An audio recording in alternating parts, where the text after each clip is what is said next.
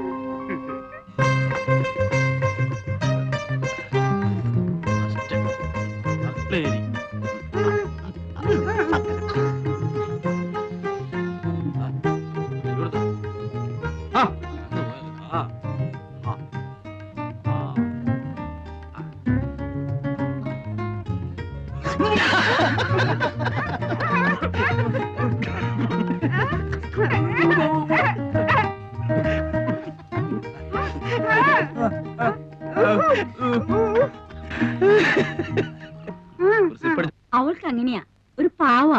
ഇഷ്ടം തോന്നിയാ പിന്നെ അങ്ങ് ഇഷ്ടാ. വക്കീലിന്റെ ടൈം എന്തായാലും വക്കീൽ നാളൊട്ട് പെണ്ണാലോചിച്ച് നടക്കുകയാണല്ലോ. ഇനിയിപ്പോ അതങ്ങ് നിർത്താം, നമുക്ക് ഇതങ്ങ് ഉറപ്പിക്കാം.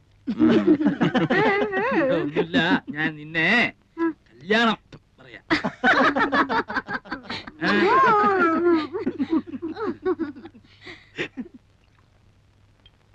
പാവാ, ഇണങ്ങിയാ പിന്നെ അങ്ങ് ഇണക്കാം, അല്ലെങ്കിലേ അതുപോലെയാ. ആ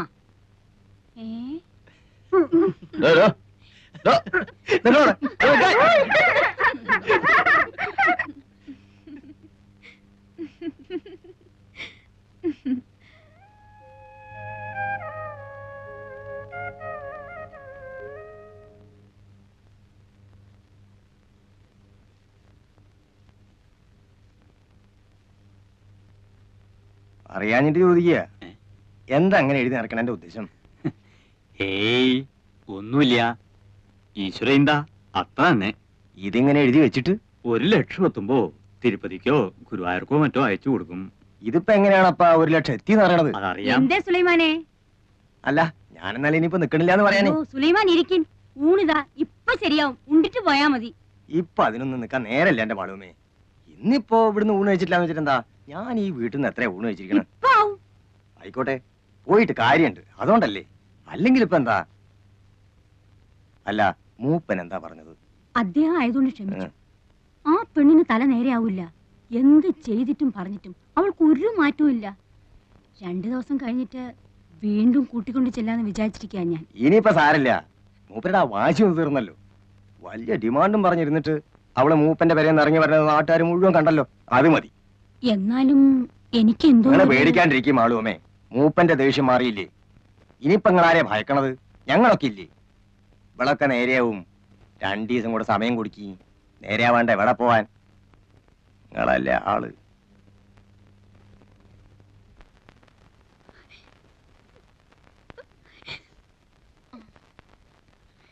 പോട്ടെ കുട്ടി, സാരമില്ല. പിന്നെ ഒരിക്കൽ അയാൾ വന്നിരുന്നെങ്കിൽ കൊല്ലുമായിരുന്നു, ആ മനുഷ്യനെ കൊല്ലുമായിരുന്നു. എനിക്കെന്റെ വീട്ടിൽ പോകാൻ പറ്റുമോ ദേവകീർത്തി?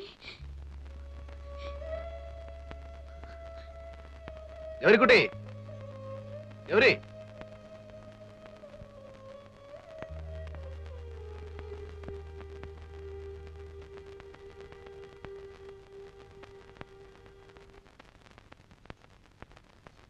എവിടെ സാറേ ഗൗരിക്കുട്ടി? ഇപ്പൊ വരും. ഒന്നിങ്ങോട്ട് ഇറങ്ങി വരാൻ പറയാൻ നന്നായിരുന്നു. ഒന്നിനുമല്ല, വെറുതെ ഒന്ന് സംസാരിച്ചിരിക്കുന്നതുകൊണ്ട് ബുദ്ധിമുട്ടൊന്നുമില്ലല്ലോ. എന്താ കറിയച്ചേട്ടൻ എന്നോട് സംസാരിച്ച എന്റെ കാര്യം വിടണ്ട മോളെ. എനിക്ക് സംസാരിച്ചിരിക്കാൻ നീ പോലും വേണമെന്നില്ല. ദേ ആ പയ്യന്റെ മുഖത്തേക്കൊന്ന് നോക്കിയേ. ഗൗരിക്കുട്ടി എന്ന് കേട്ടത് കൊണ്ട് മാത്രം ചാടി പുറപ്പെട്ട കക്ഷിയാ. ലൈഫിൽ ആദ്യമാ.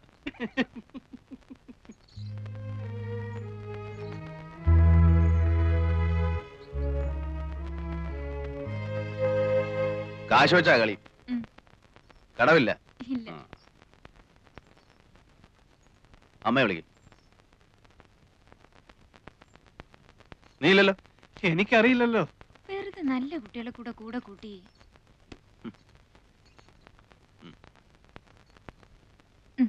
കടം പറയരുത്. ഇല്ലെന്നേ ഈ കറിയച്ചേട്ടൻ. അല്ല, മേനോൻ കളിക്കോ? അസലായി കളിക്കും. നമ്മുടെ കാശ് പോയോ? വേണ്ട, അവന് കളിക്കാനും അറിയില്ല, കയ്യിൽ കാശും ഇല്ല.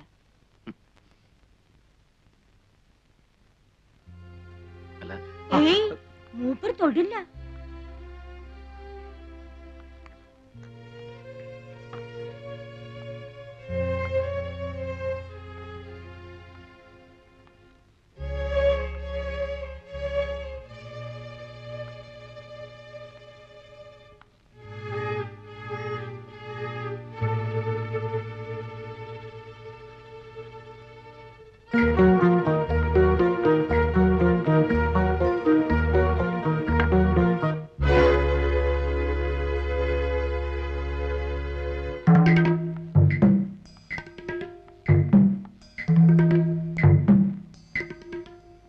ആരാ ഉള്ളത്?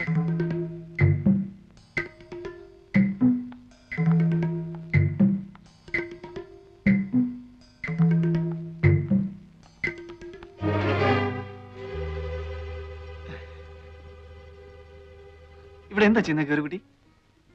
വീട്ടിൽ വരുന്നവരോട് ഇങ്ങനെ പെരുമാറുക? ഞാൻ ഗൗരിക്കുട്ടിയെ കാണാൻ വേണ്ടിട്ട് മാത്രമാണ് വന്നത്. എല്ലാരും അതുകൊണ്ട് ഇങ്ങനെയൊക്കെ തന്നെ ആവും പറയുക അല്ലേ? കൈമാറ്റുന്നില്ല. കൈയെടുക്കൂ.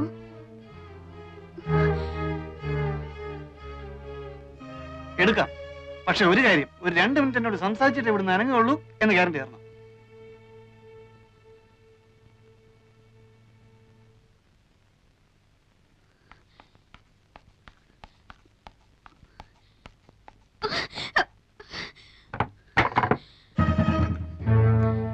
അത്രയ്ക്കങ്ങ് വില കൂട്ടണം.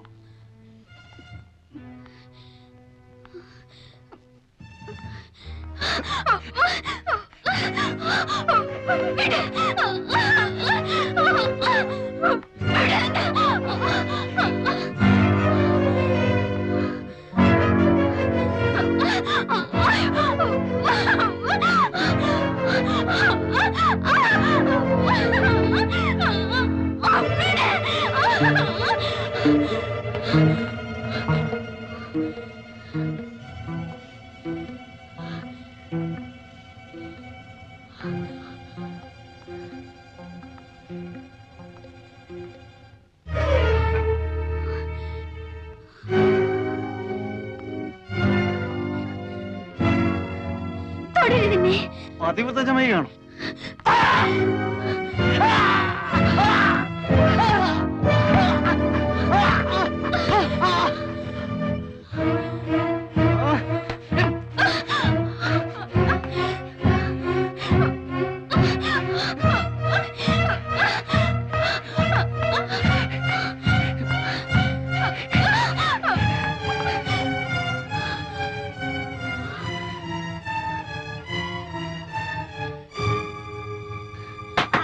ഹിലാലേ, ആരാണ്? ഹിലാൽ, വാതിൽ തുറക്കാൻ.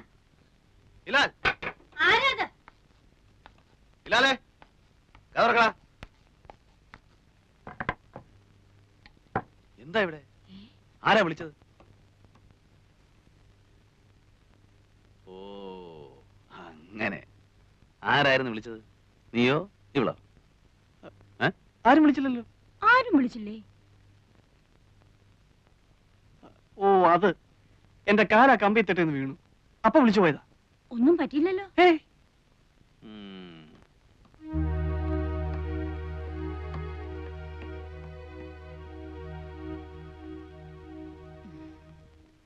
വന്നിട്ടിപ്പോ 4-5 ദിവസമേ ആയിട്ടുള്ളൂ. പെരുമാറ്റം ശരിയായില്ലെന്ന് വെച്ച് ഒന്നും തോന്നരുത് കേട്ടോ.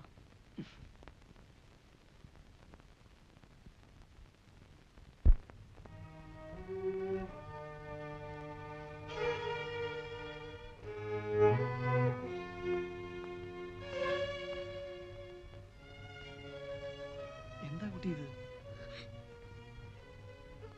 കുട്ടിക്ക് ഇഷ്ടമില്ലാതാണോ ഇവിടെ പറപ്പിച്ചിരിക്കുന്നത്? ചോദിക്കുന്ന ഉത്തരം പറയൂ. ഇവിടെ ഈ തൊഴിൽ നിൽക്കുന്നത് നിനക്ക് ഇഷ്ടമില്ലാതെയാണോ? കരയണ്ട, എന്നോട് പറയാം, ധൈര്യമായിട്ട് പറയാം. എനിക്കെന്തെങ്കിലും സഹായിക്കാൻ കഴിയുമെങ്കിൽ ഞാനത് ചെയ്യുകയും ചെയ്യാം. പറയുന്നത് നേരായിരിക്കണമെന്ന് മാത്രം. ദേ നോക്കൂ, കുട്ടി മാളൂമ്മയുടെ ആരാണ്? ചോദിച്ചത് കേട്ടില്ലേ? കുട്ടിക്ക് സ്ത്രീയുമായിട്ട് ബന്ധം വല്ലതും ഉണ്ട്? ഇല്ല. ഇവിടെ കൂടെ ഒന്ന് താമസിപ്പിച്ചിരിക്കുക. എത്രയായി ഇവിടെ വന്നിട്ട്? 5 ദിവസം. 5 ദിവസമേ ഉള്ളൂ. അതിനു മുമ്പ് വീട്ടില്. ഏത് വീട്ടില്? എന്റെ വീട്ടില്. എവിടെയാ വീട്? ഗൗരിക്കുട്ടിക്ക് ഇതെല്ലാം എന്നോട് പറയാൻ പേടിയുണ്ട് അല്ലേ? ആരെയാ പേടി? മാളൂമ്മയാ? ഞാനിതൊക്കെ എന്തിനാ അവരോട് പറഞ്ഞു കൊടുക്കുന്നത്? നിങ്ങളുള്ള അടുപ്പം തന്നെയല്ലേ എനിക്ക് അവരുമായിട്ടുള്ളൂ. ഞാനിതൊന്നും അവരുമായിട്ട് സംസാരിക്കാനേ പോകുന്നില്ല. ഞാൻ ധരിച്ചത് ഇവിടെയുള്ള ഒരാൾ തന്നെയാ ഗൗരിക്കുട്ടി എന്നാണ്. അതുകൊണ്ട് ചിലപ്പം എന്റെ പെരുമാറ്റവും ശരിയല്ല വന്നിട്ടുണ്ടാവും. എന്ന് പറഞ്ഞിട്ട് എനിക്ക് അങ്ങനെ പെരുമാറാൻ സാധിക്കുമെന്ന് വിചാരിക്കണ്ട. എന്നെ വിശ്വസിക്കാം. കുട്ടിയെ ഇവിടെ വരെ ബലമായി താമസിപ്പിച്ചിരിക്കുകയാണെങ്കിൽ അങ്ങനെയാണോ? അതെ. കുട്ടിക്ക് സ്വന്തം വീട്ടിൽ പോകണമെന്നുണ്ടോ? എങ്കിലും ഒന്നും വിളിക്കാതെ എല്ലാം എന്നോട് പറയും. ഞാൻ വിചാരിച്ചാൽ എന്തെങ്കിലും ചെയ്യാൻ കഴിയുമെന്നുണ്ടെങ്കിൽ ഞാൻ അവനുവേണ്ടി ശ്രമിക്കാം. പറയൂ, എവിടെയാ കുട്ടിയുടെ വീട്? പുഴയ്ക്കക്കരെ. പുഴയ്ക്കക്കരെ? അമ്പലത്തിനടുത്ത്. വീട്ടിലിപ്പോ ആരുണ്ട്? മുത്തശ്ശി. മുത്തശ്ശി മാത്രം? നിങ്ങൾ എന്നെ എന്റെ വീട്ടിലെത്തിക്കൂ. എല്ലാം കേട്ട് കഴിഞ്ഞിട്ട് പറയാം. അത് നേര് മാത്രം പറഞ്ഞാൽ. ഞാൻ നുണ പറയില്ല. പറഞ്ഞിട്ടേ ഇല്ല? ഇല്ല, ഞാൻ നുണ പറയില്ല. വീട്ടിൽ മുത്തശ്ശി മാത്രമേ ഉള്ളൂ എന്ന് പറഞ്ഞ നേരാണോ? അതെ. അതെന്താ അങ്ങനെ? അമ്മ അച്ഛനും? അമ്മ ചെറുപ്പത്തിലേ പോയി. അച്ഛൻ വേറെ കല്യാണം കഴിച്ചു? ഇല്ല, ഞാൻ അച്ഛന്റെ ഒപ്പമായിരുന്നു. 3 മാസമുള്ള എന്റെ അച്ഛൻ മരിച്ചിട്ട്. എങ്ങനെയായിരുന്നു അച്ഛൻ മരിച്ചത്? കമ്പിന്ന് വീണിട്ട്. കമ്പിന്ന് വീണിട്ടോ? ലൈൻ കമ്പി ഇല്ലേ, ലൈൻ കമ്പി, ഇലക്ട്രിസിറ്റിന്റെ ലൈൻമാൻ ആയിരുന്നു എന്റെ അച്ഛൻ. ഒരു ദിവസം പോസ്റ്റിൽ നിന്ന് വീണു. കുറേ ദിവസം ആശുപത്രി കിടന്നു. ഒരിക്കൽ പോലും ബോധം തെളിഞ്ഞില്ല. അവിടെ തന്നെ കിടന്ന് മരിക്കുകയായിരുന്നു എന്റെ അച്ഛൻ. അവിടെ വെച്ചാണ് ഞാൻ ഈ സ്ത്രീ ആദ്യം കാണുന്നത്.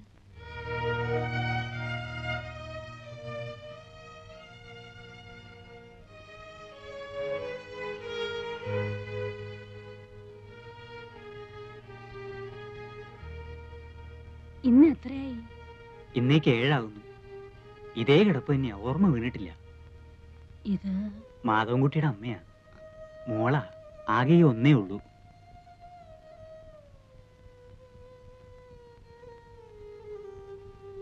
വാ മോളെ.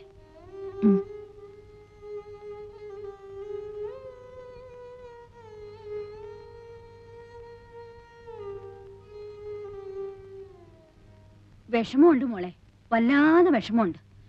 കേശവന്റെ അളിയന് ഇങ്ങനൊരു അപകടം ഉണ്ടായെന്ന് കേട്ടപ്പോ വരാണ്ടിരിക്കാൻ കഴിഞ്ഞില്ല. പക്ഷേ ഇവിടെ വന്ന് നിന്നെ കണ്ടു കഴിഞ്ഞപ്പോ വരണ്ടായിരുന്നു എന്ന് തോന്നുക. എന്റെ മോക്ക് ദൈവം ഒരു ആപത്തും വരുത്തിയില്ല. ഇതാ വേണ്ട. വാങ്ങിച്ചോളൂ കൂട്ടി. ഇവിടെ എന്തെങ്കിലും ആവശ്യങ്ങൾ ഉണ്ടായിക്കൊണ്ടിരിക്കും. ഒരാള് സുഖമില്ലാണ്ട് കിടക്കില്ലേ, നിന്റെ അമ്മ തരുന്നെന്ന് വിചാരിച്ച് അങ്ങോട്ട് വാങ്ങിച്ചോളൂ. വാങ്ങിച്ചോളൂ കുട്ടി, ഞങ്ങളൊക്കെ ഒന്നിച്ചു വളർന്നവരാ. എങ്കിൽ ഞങ്ങൾ ചെല്ലട്ടെ മെന്നെ. വൈകിയ പിന്നെ കടത്തു കിട്ടാൻ ബുദ്ധിമുട്ടാവും. പോയിട്ട് വരാം മോളെ. സ്നേഹമുള്ള സ്ത്രീയാ, കേട്ടിട്ടില്ലേ നീ? ചാലക്കുടി വീട്ടിലെയാ മാളു അമ്മ.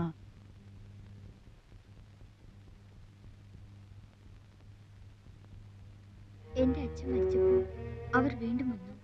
അന്നും